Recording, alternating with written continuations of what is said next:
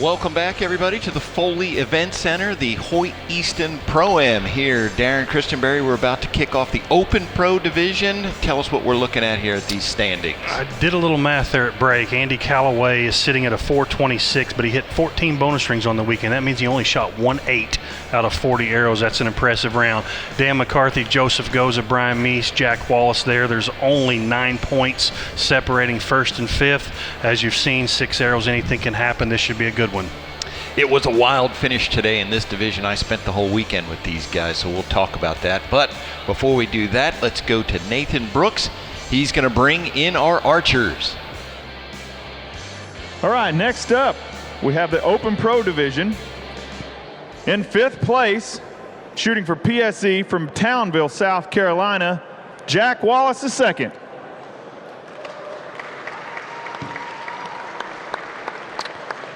Your 4th place qualifier, shooting for Hoyt from Hastings, Pennsylvania, Brian Meese.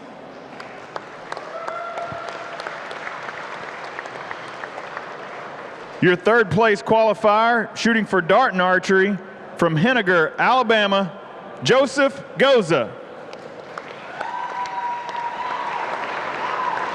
And in 2nd place, shooting for Matthews from Wazeeka, Wisconsin, Dan McCarthy. And in 1st place, shooting for Matthews from Lancaster, South Carolina, Andy Callaway.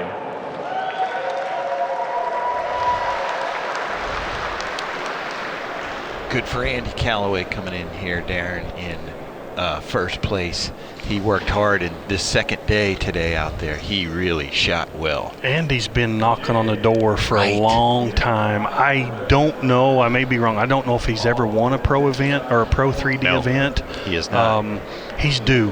He's a great shot. Andy's a super nice guy. He's got the skill set that everybody wants out here. He's a great shooter. He's a great judger. He deserves a win. So to beat Dan McCarthy and keep him from coming from behind and beating you is a tough task, as well with Joseph Goza. Jack Wallace has been doing this for years, so this should be an interesting shoot down, but Andy deserves a win. It's hard not to pull for Andy here. If you were watching last year, you remember in Metropolis, Andy had a nice lead and then just kind of had disaster in the last targets in the shoot downs, ended up in 2nd place.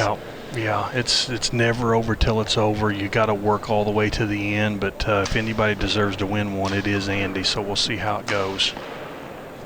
There's Jack Wallace on that bear. Brian Meese has been shooting known pro last year, and he decided to give judging a shot, and he won the last 2 IBO events, so he thought this year, why not try Open Pro? So far, it looks like a pretty good business decision for him. There's Dan. Smashed the 12, of course. That guy is good. He is. He's been at Joseph Goza's house for a few weeks, I know, and been looking at targets and working on his bow and doing what Dan does, and it's going to show here. Here's Andy, got one of those close arrows. Don Bailey gives him a 10. Just a 10. 4. Okay. 36 by my math. Andy Callaway, Dan McCarthy up next. Folks, if you want to learn a lot about this 3D game, Dan McCarthy does a segment with me for Competition Archery Media called Shot of the Week, where he dissects particular shots each week at the tournaments, and the knowledge that he gives out is just unreal. Check that out on YouTube and Facebook. It took that master 1-hole target to tie up for 1st place, so we have a race.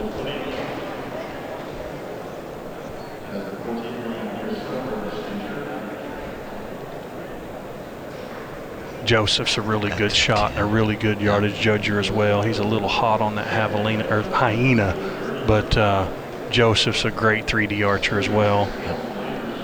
So in this division, Darren, today with 5 targets to go, there were about 10 archers vying. Andy and Dan were kind of at the head of the pack, but then those last 3 spots, there were like 10 archers. Every target, it changed position. Wow. Right down to the very last arrow to get Jack Wallace in.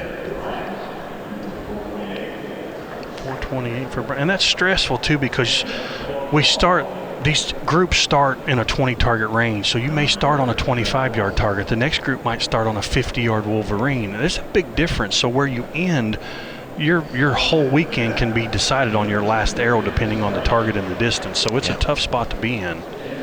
Jack Wallace had to stand there and watch Tommy Gomez shoot a long javelina. If Tommy had hit the 12, he'd be out here now instead of Jack, but he missed it, and so Jack Wallace is here. Every point counts. It's Every really, point. you don't want to give them back. You know, you shoot a 12 and turn around, shoot an 8 and give it back. It all adds up at the end of the weekend. That's why I'm doing commentary. I made way too many mistakes this weekend. Well, Darren, we'd love you seeing in those shoot downs, but I appreciate you being here more. I got the best seat in the house. How can you be mad about this? So Andy goes to the shortest target. Dan goes to the longest target.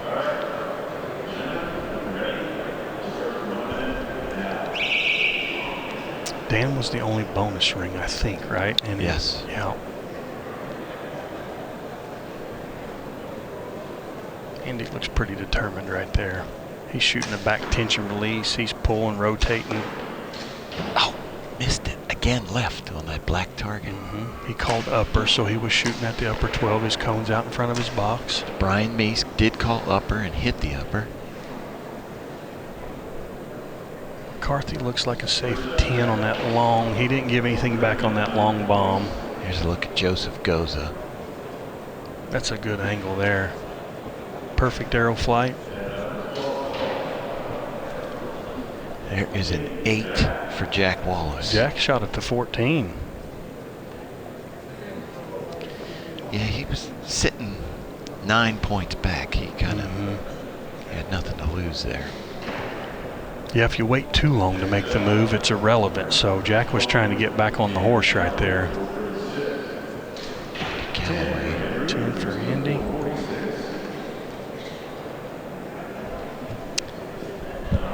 Andy Callaway has his own carpentry business on the side. That's what he does on the side. That's what he does for a living. He does this on the side. And I know he puts in a ton of time. I know he practices hard. That's why I say it's hard to root against Andy, because he puts in a lot of time. And when you put in all that time, you want to get rewarded. Absolutely. Comes Joseph Goza, shooting Darton for the first time this year. He took a job with Black Eagle Arrows as a southern area rep. So he's working in the industry now. Yeah. Joseph knows his way around the bow. Sure does.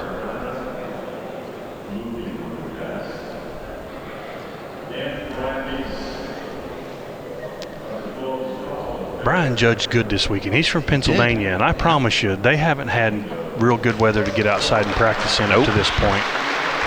He got that 12. We have not. If it hasn't been snow, it's been wind. Yeah. And practicing in the wind is not fun. He trains with Tony Taz, whom you know very well. Who's that? Brian Meese. Yeah, Tony Tazza makes several appearances in these shoot downs, and he's got a shop. He's from Boswell, Pennsylvania. Correct. He's got a shop, and we've talked about Tony before. Tony's he's a wealth of knowledge, and he knows his way around a bow. Obviously, you know, has a shop, makes a living with archery, shooting and selling products. So here we go, arrow number 3. So now Andy moves to the longest target, Dan to the second shortest.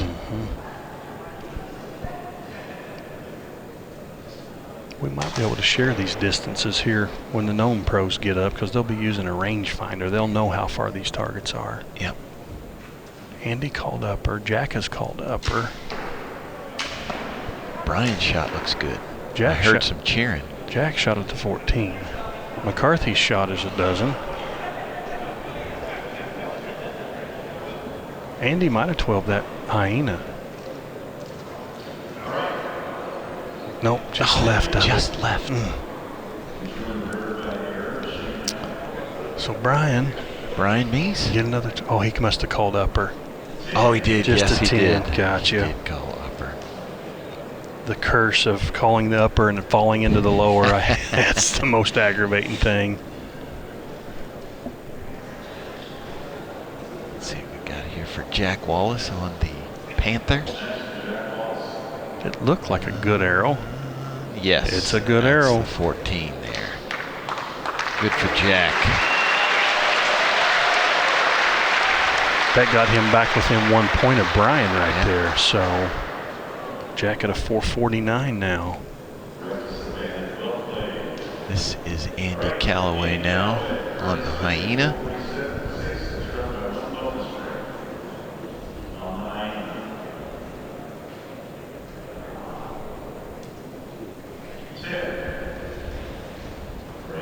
.456 for Andy now, and I think Mr. McCarthy is going to take the lead with this arrow right here. Yeah.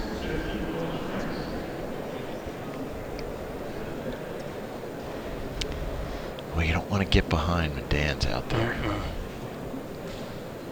Yeah, Andy's got to keep his composure here, stay focused, try to clip it. He's got 2 more shots here in the first 5 of regulation to hit a bonus ring or 2. 12 for Dan. I know that's frustrating to come in with a 2-point lead. Now you're sitting 2 points behind him. Not a great position to be in, but he's still got plenty of targets to go. He's just got to keep it together, make some good shots, and hope for the best. And in Metropolis last year, this is what happened. Dan ended up with the win over Andy.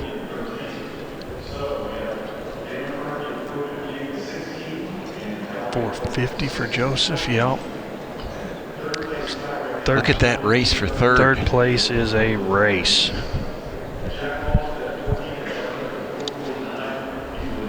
So let's see. Andy's got the Blesbach and the brown bear to go. Dan has the brown bear and the feeding deer. Not too terrible of shots.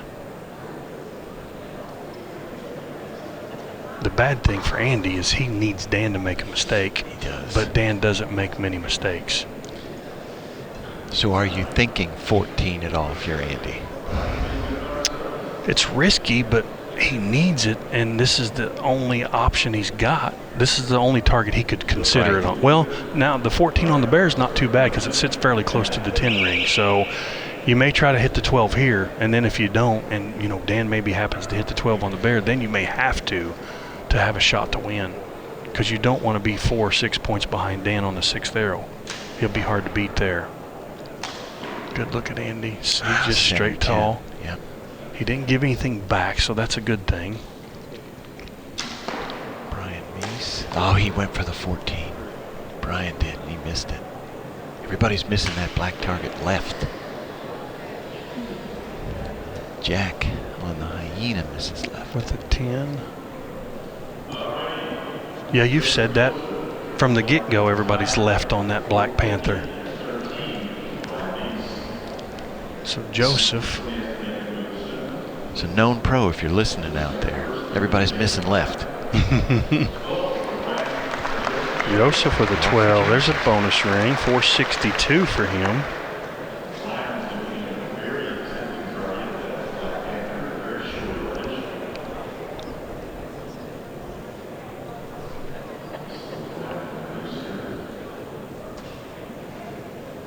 He's just tall on that one for an 8. 458 for Brian Meese. It has to be the lighting. We've not seen a ton of bonus rings on that target. No. It's the shortest target, but the black paint with the incandescent Shiny, or it's halogen lights, whatever those are, it's just not, they're not seeing what they want to see when they're aiming at that through their scopes. There's Jack Wallace. 459 for Jack. Joseph extended the lead a little bit for third place right there. He's 3 points over Jack, 4 points over Brian, with 1 arrow to go in what we'll call regulation. Andy with another 10. 468 for him and Dan on this bear. I don't believe I've seen what he shot. I'm not sure. He did not call upper. Just Nope, a 10. I have Andy at a 66, McCarthy at a 68. That's exactly right. You see it there on the screen. 5th arrow. I don't know what Andy does here. I don't know. He needs a 12. He needs a bonus ring to try to catch up. With Joseph hitting that 12 now, Andy doesn't want to slip to 3rd unless he's just thinking, I want to win, period. Yeah. I don't know if you go with the 14 on this bear.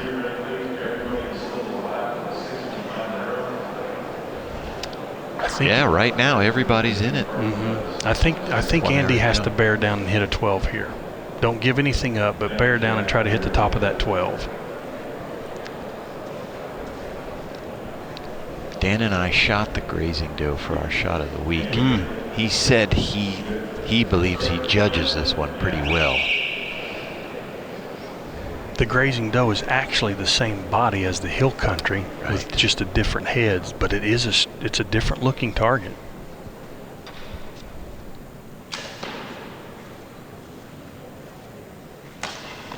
Laser focus. Oh, and he called up. He called up. Got it. He needed that. He got Good it. for Andy.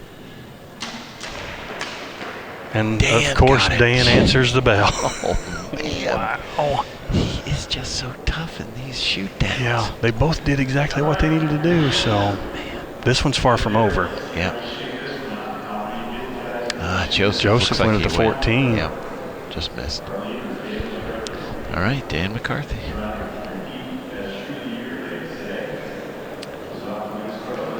The 12. Yeah, we should mention Dan last year was our Open Pro Shooter of the Year. He won 5 of 6 events, and the 6th event he came in 2nd. Yeah, that's a ridiculous run. Nothing but respect for that guy and his game. This was the only one he didn't win last year. He's in a good position to win it right now, but we still got another arrow to go. 8 for Joseph, 470.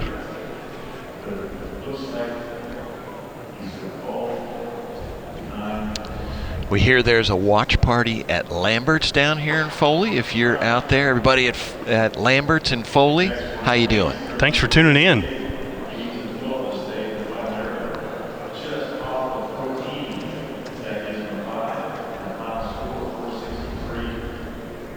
.463. So that's going to knock Brian out of the. He will not shoot a 6th arrow. Yeah.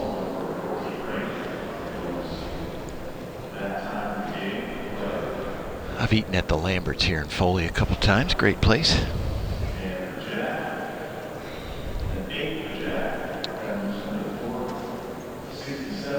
Is that where they throw the rolls? That's where they throw the rolls at you. I'd need a ball bat in there. Try to swing them. When they're fresh out of the oven, they kind of hit your hand and disintegrate. So.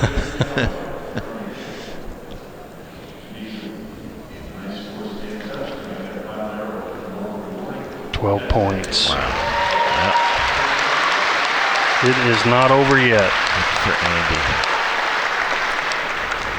Andy. Advantage Dan. He's going to be the last shooter.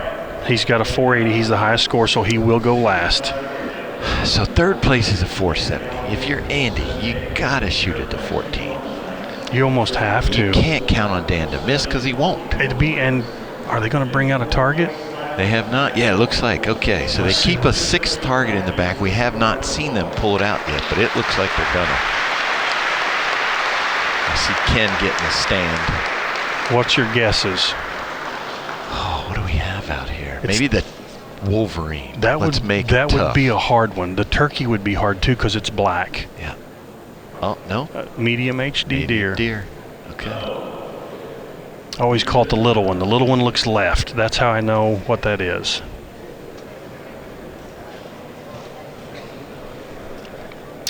They're bringing out the new target. It's good. There's a lot on the line right here. This is a fresh target from a fresh distance. There's no advantage. They don't have to do any math from where they shot it before. Yeah, there's the grazing doe. That's that new target that's in this year. One of the two, the grazing doe and the hyena. As you mentioned, it's the same as the hill country, but it does have a different head. Mm-hmm. And if you are just joining us and you don't realize, these archers, they're judging the distance. They don't know the distance. So they step up there and just use their experience, look at the ground, figure out what that difference is. And Darren, we should talk about a yard makes a difference. It does. At 40 yards, if you were to shoot at 40 yards and you knew exactly it was 40 yards and you shot it for 41, you would probably hit about an inch over the dot. You know, if you shoot it for 39, you're going to hit about an inch under. Now, the arrow's not going to climb as fast as it's going to fall, but really at 293 feet a second, every yard is 1 inch at 40 yards plus. So if you misjudge one by 2 yards at 50, you're going to drop at least 2 inches. And on some of these targets, that's the difference between a 12 and a 5. So right. One arrow is it's a big deal. Every point matters out here. This one here, this deer, you know, you saw there, you miss low, you judge this thing, you underjudge it, and you shoot low, you're in an 8. Mm-hmm. And it is late. 4-point swing. It is late February, so this one's already shed one side, so it's a half rack right now. So if anybody out there shed hunts, they know what I'm talking about. My wife sent me a picture from my trail camera that the buck I've been after shed one this week, so I got to get out there and find it when I get home. Yeah, get it before the squirrels do. So they got 1 minute to judge this deer, and then there's a lot on the line right here. First place contingency from Matthews is probably $15,000. Yeah. I don't know what Darton would pay if Joseph were to win, but Andy and Dan, this is a $10,000 arrow difference from first and second probably. So does it matter? You betcha. Absolutely. I believe they're in the vicinity of either 5 or 8 for second. I think it's 5 for second place. It's a significant amount of money. So if you folks out there aren't into tournament archery, you want to shoot some 3D targets at an ASA event, come down here and pay your pro entry fee and try to win 20 grand one weekend. Yeah, we should mention, I mean, there's divisions out here for barebow recurve, Olympic recurve, crossbow, age divisions. We've got archers who are 8, we've got archers who are 80. Yep. Every skill set, every type of equipment, there's a class for you. So come play. Joseph Goza up first.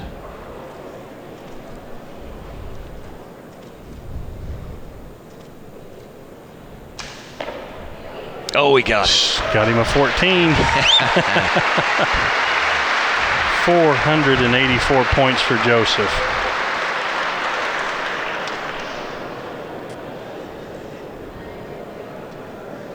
Andy needs 7 points to take over the lead from Joseph right now. He's got an orange cone, so he's going to shoot at an upper, it looks like.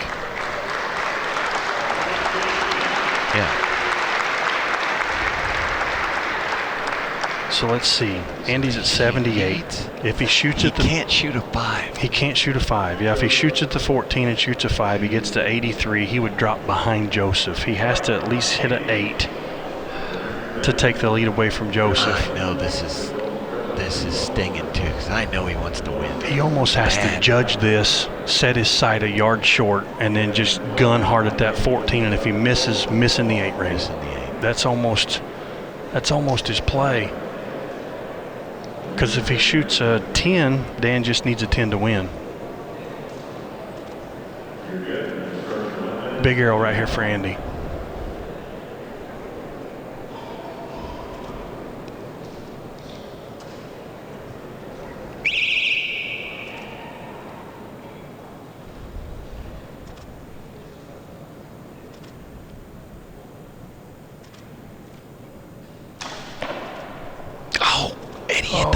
He did shoot straight right. 5. No. Wow. Shucks. So Joseph's going to take second. I hate to see that for Andy. Yeah. 483 for him if that is a 5. Official call is. Yeah, you can see it. Oh, man. Bravo for going for it, Andy, though. I mean, that's heartbreaking to see him end that way, but he shot. Great weekend. He's leading shooter of the year right now. You know, that 426 puts him at the top of the heap for shooter of the year. I know that's not much of a consolation prize to him right now, but. So Dan needs to hit this deer to win. That's it. 5 points. He may shoot at the 14 just to see what happens, because a 5 will give him the victory. I don't think he will. I think he'll shoot center. Yeah. I know Andy's a good friend of his. He'll probably bear down hard at that 12, knowing he's got a little bit of room below and a lot of room above. But 5 points for the win for Mr. McCarthy.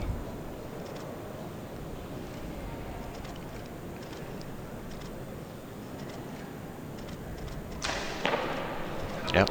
There it is. Got the 12, I believe. Yeah, the cone counted regardless.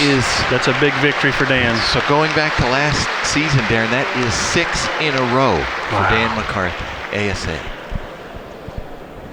He's proving that he's hard to beat. It's a tough division, you know.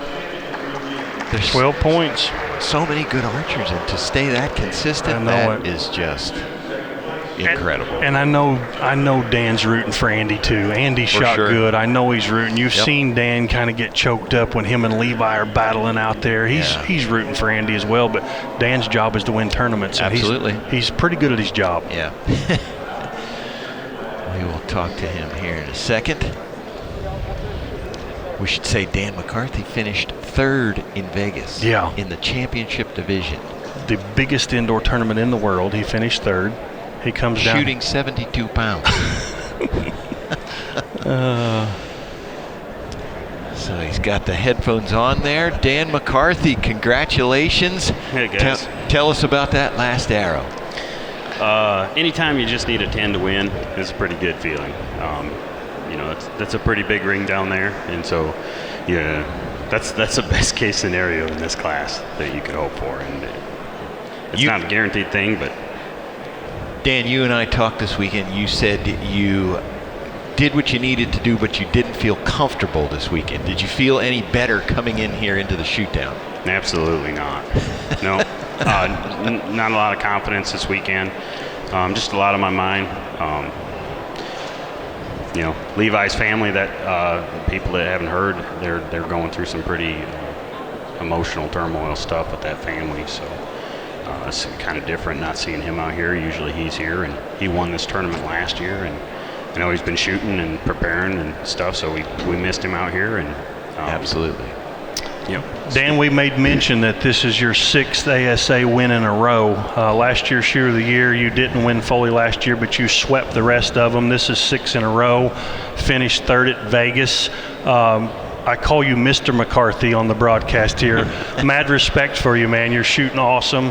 Another big win for you. Congratulations on what you're doing, buddy. It's impressive. I appreciate it, guys. It's a lot of luck that goes into this game, and anytime you get any type of run like this, honestly, just one of these tournaments is a big deal, and to win 6 of them, I really don't know what even to think about that. If I could list all of the things that had to fall perfectly in place for some of these wins, it just blows my mind. I have no idea how it happened, and I'm very thankful. You deserve a big applause, buddy. You're awesome. Congratulations. I appreciate it, guys. Thank you all.